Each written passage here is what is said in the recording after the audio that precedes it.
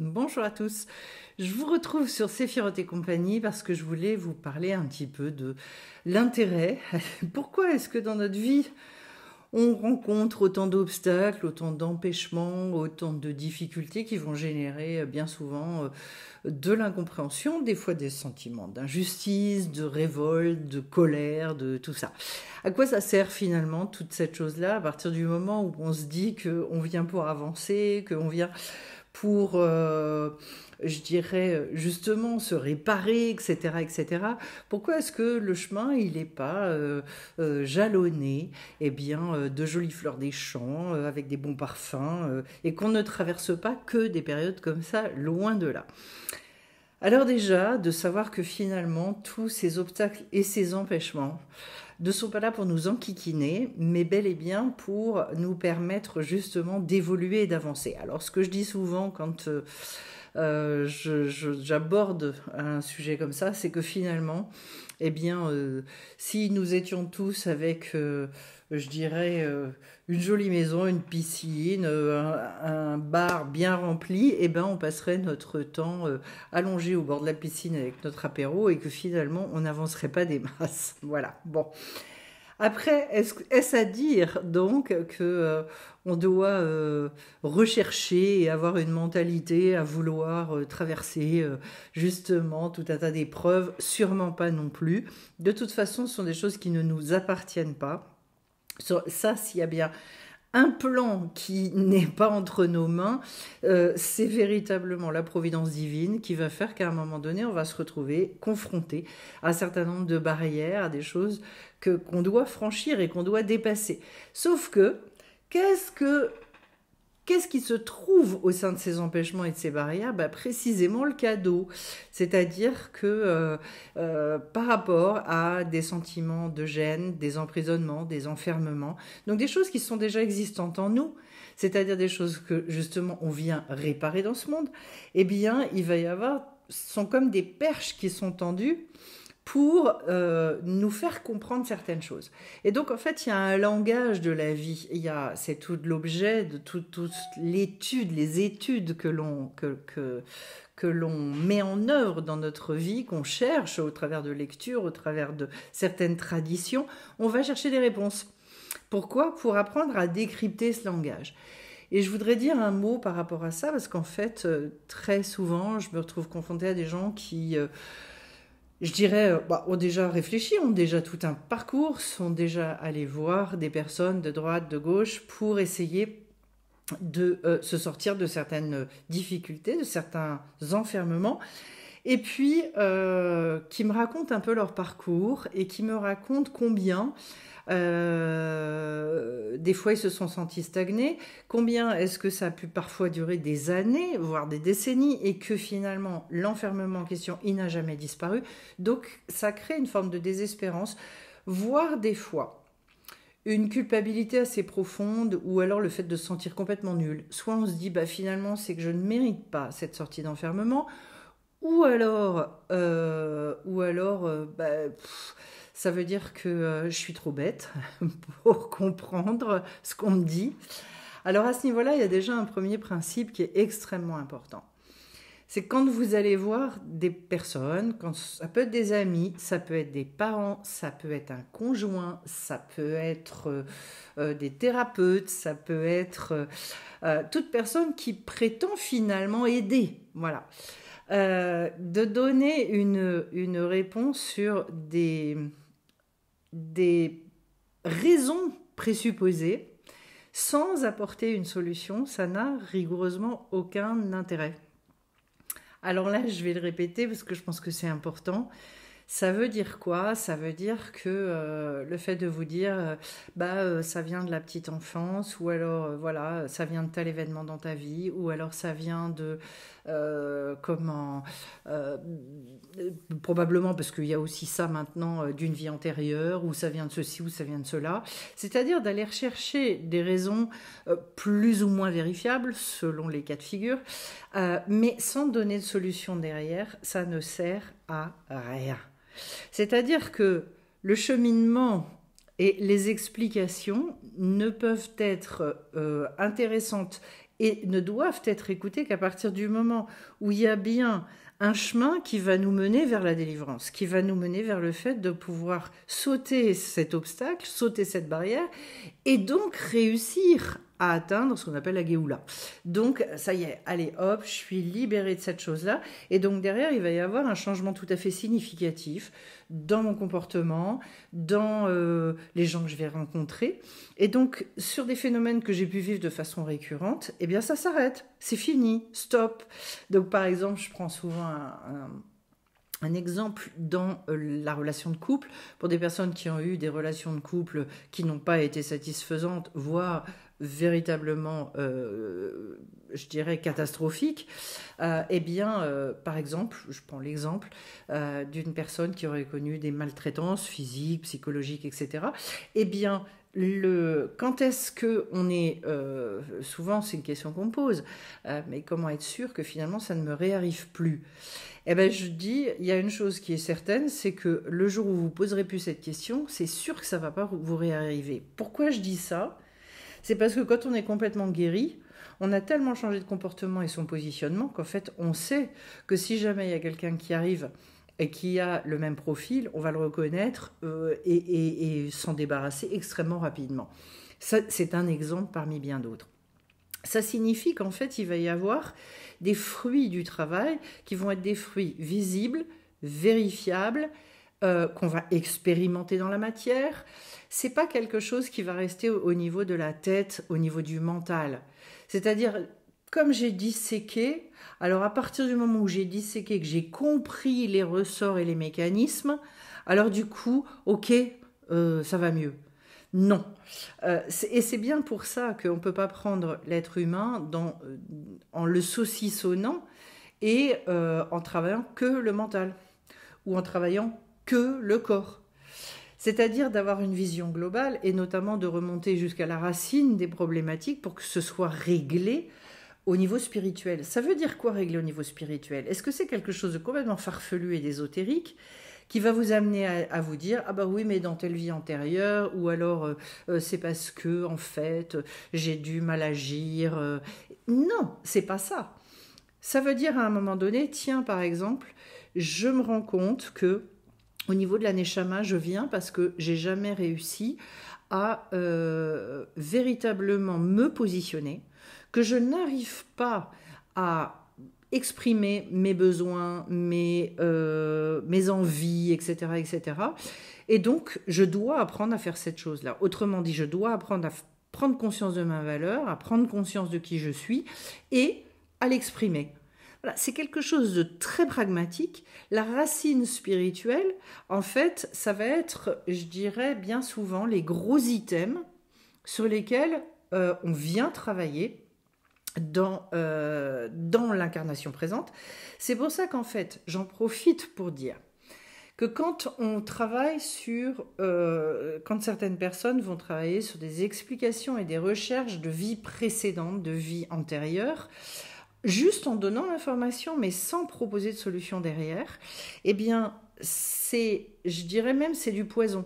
Parce qu'en fait, vient se surrajouter une information, pas vérifiable, pour être très clair, et cette information-là, elle va tourner dans votre tête, sauf que comme de toute façon, vous n'avez aucun pouvoir là-dessus, vous ne savez absolument pas comment gérer la chose, eh bien, ça veut dire que ça revient mettre encore plus de doutes, voire encore plus de culpabilité.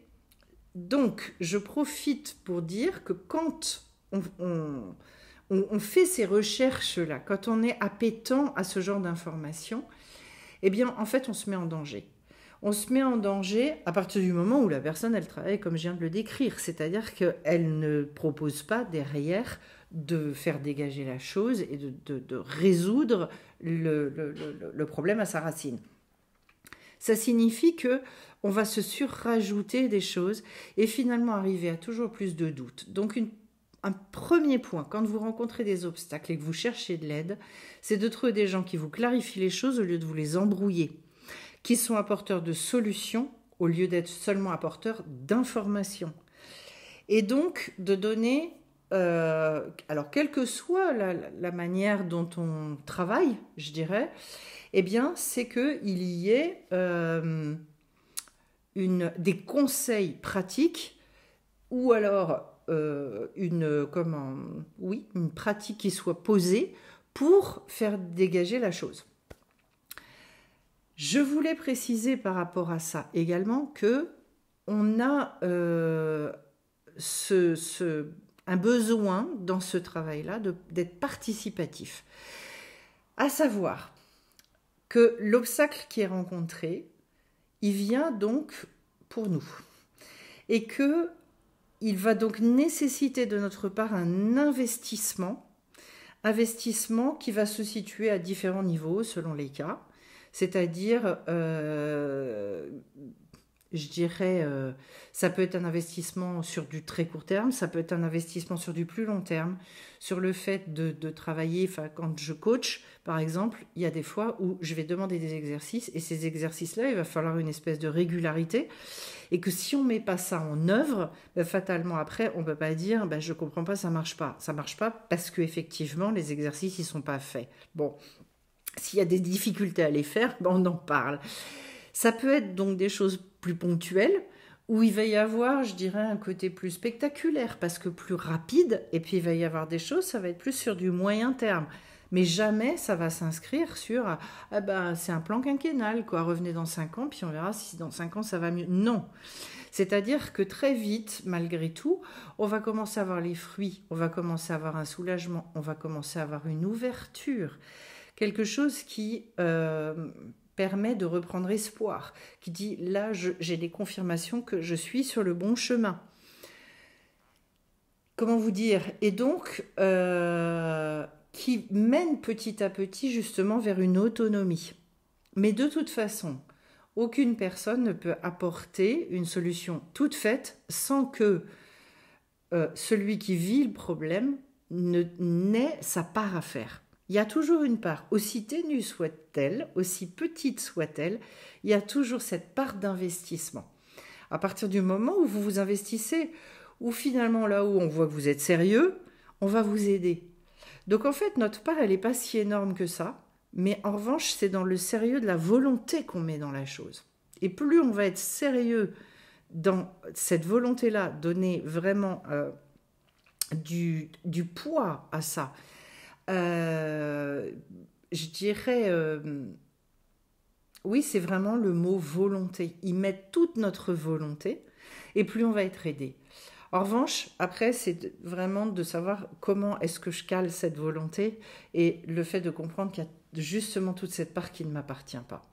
Alors, pour en revenir aux obstacles, vous comprenez bien que plus on va d'ailleurs étudier et plus on va apprendre à décrypter, à comprendre le langage de la vie, le langage divin, je dirais, de la providence divine, pour se dire, ah oui, donc en fait là je suis confrontée à telle et telle personne, donc dans telle situation, je commence à comprendre ce qu'on me demande.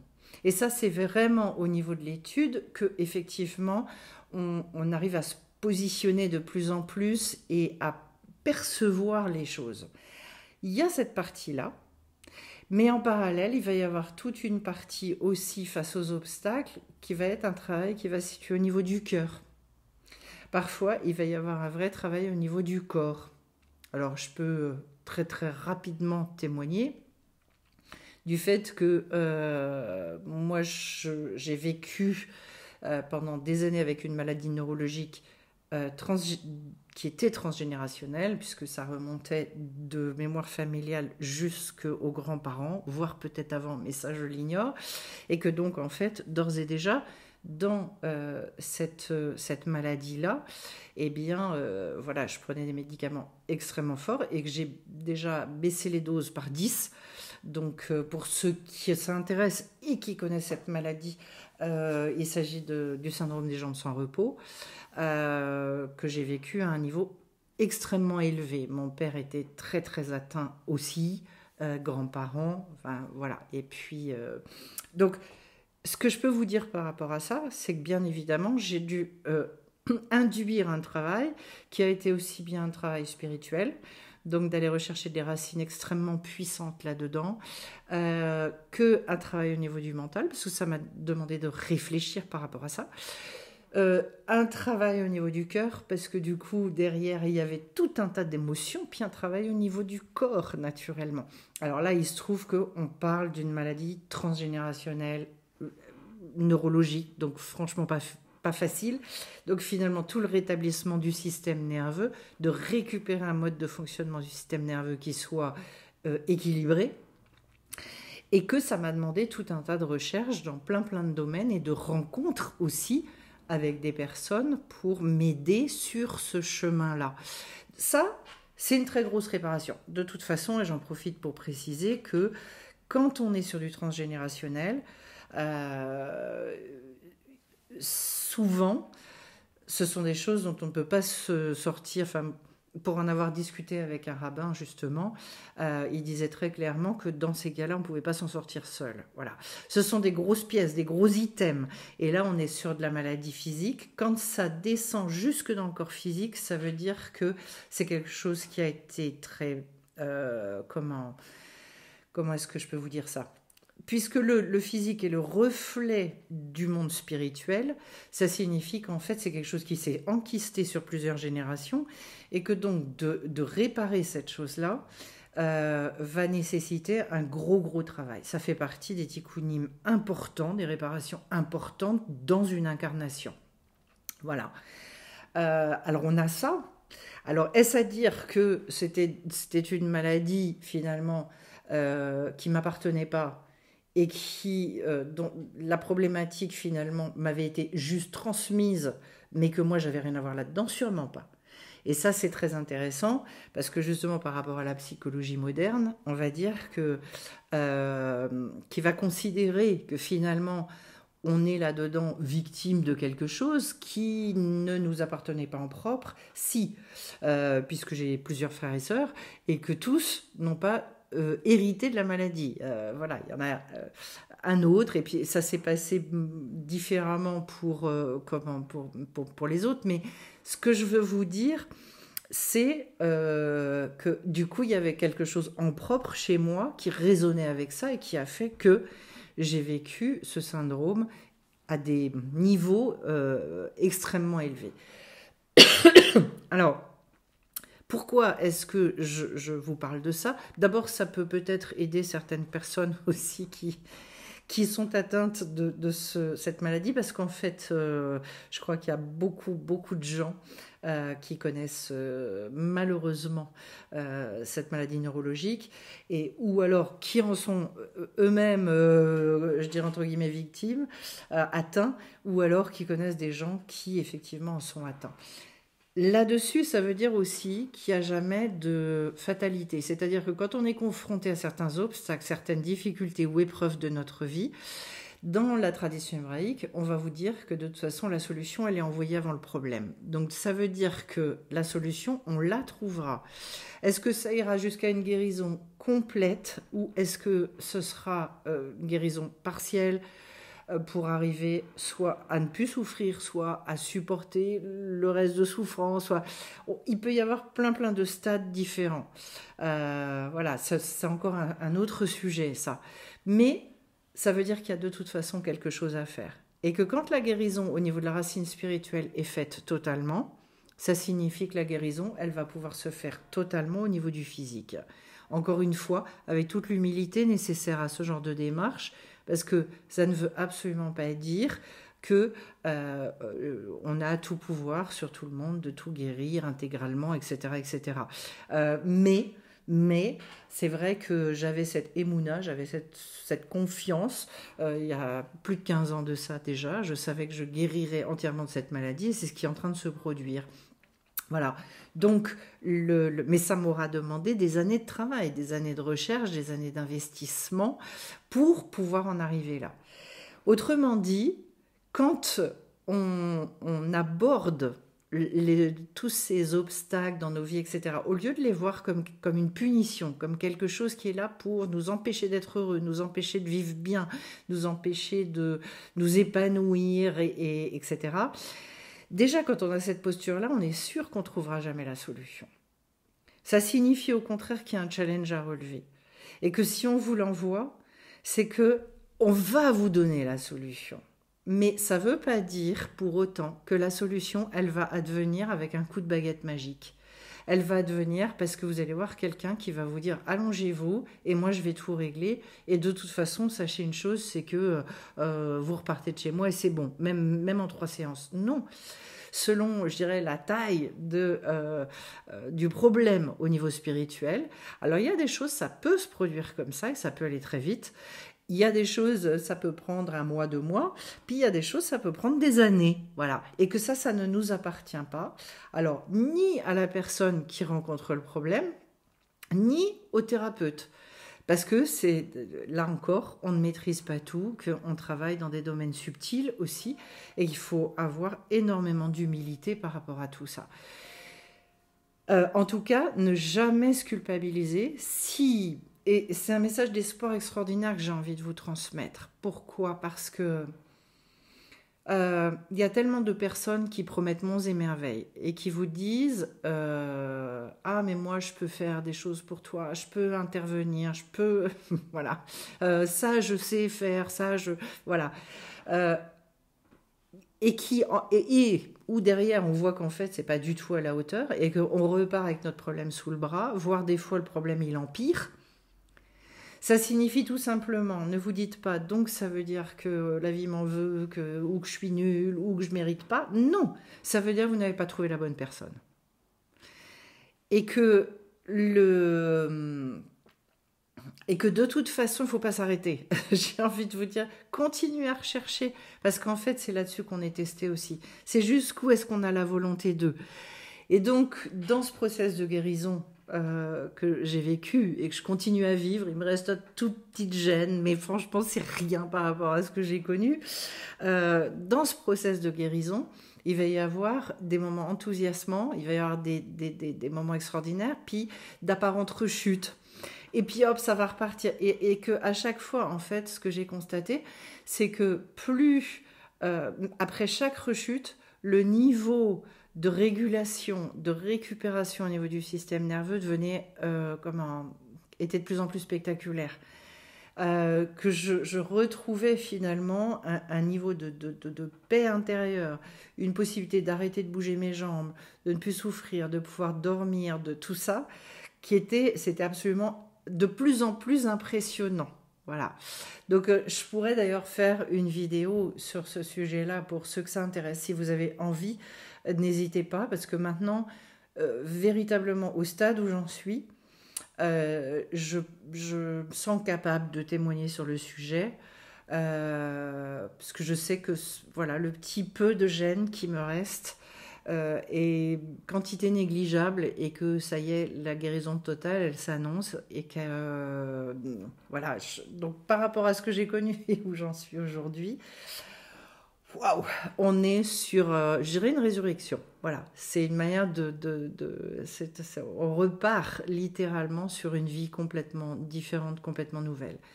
Là aussi, est-ce à dire que, par exemple, et étant donné tout ce que j'ai fait, moi, j'ai la solution miracle pour tous les gens qui seraient atteints de ce syndrome ou qui auraient des maladies neurologiques? Sûrement pas.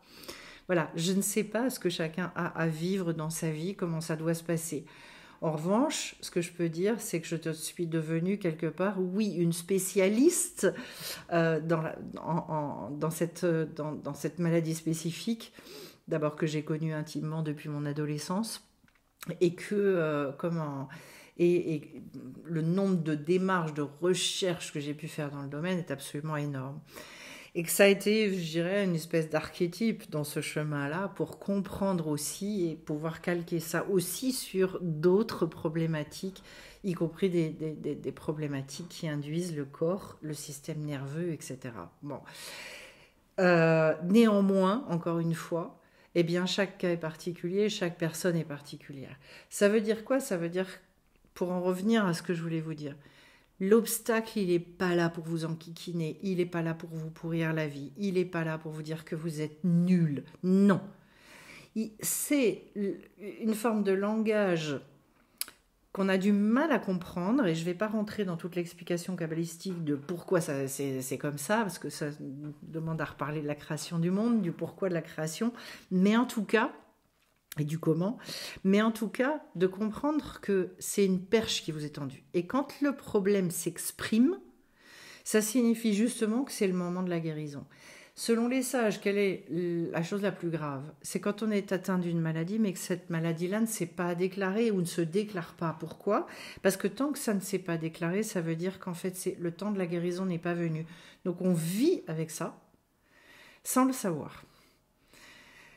Donc toutes les choses dont vous avez conscience dans votre vie, tous les obstacles qui vous enquiquinent, qui vous grattent, qui vous mettent en colère, qui vous, parfois malheureusement, vous font désespérer. Non, ne vous laissez pas avoir par ce type de choses et dites-vous, de toute façon, je veux avoir la émouna, la conscience profonde, que si je le vis, si c'est à ma conscience, ça veut dire qu'il y a une solution pour que moi je le vive au mieux, voire que je puisse m'en débarrasser totalement, complètement, me libérer de ça et faire des guérisons extraordinaires. Sachant que quand, je le précise, c'est la cerise sur le gâteau, quand on a réussi, nous, à nous libérer, à nous guérir totalement de quelque chose, ça veut dire que les générations qui sont derrière vous, elles ne le vivront plus. Donc, vous savez qu'il est dit dans la Torah qu'en fait, les malédictions, elles passent les générations, ça dure sur plusieurs générations, mais que les bénédictions, c'est pareil. Donc, tous les tikkunim, toutes les réparations que vous opérez, ça veut dire c'est cadeau pour les générations d'après, ça n'est plus à faire. Voilà. Eh bien, écoutez, voilà, j'espère que ça redonnera beaucoup d'espoir à chacun d'entre vous et surtout que vous ferez attention quand vous cherchez de l'aide à droite ou à gauche.